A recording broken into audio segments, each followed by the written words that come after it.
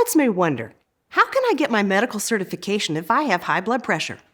Find out in this Pilot Minute.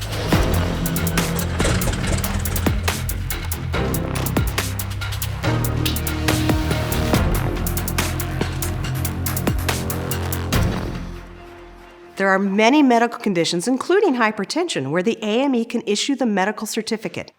These are known as CACIs, and they eliminate unnecessary deferral to the FAA. So what are some of the specific eligibility criteria? First, your AME will determine if your hypertension has remained stable for at least 1 week prior to your exam. Your blood pressure will be checked in the office.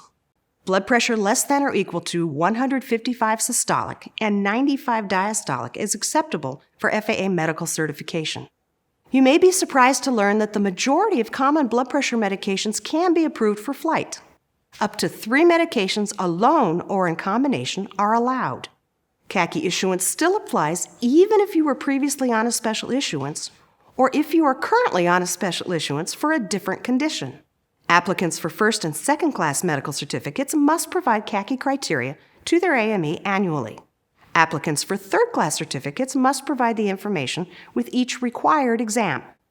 Follow the instructions from your primary care provider for your personal health management plan, including maintaining an exercise program and healthy diet.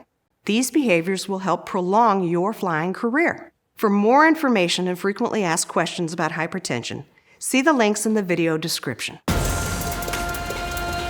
Until next time, see you up there.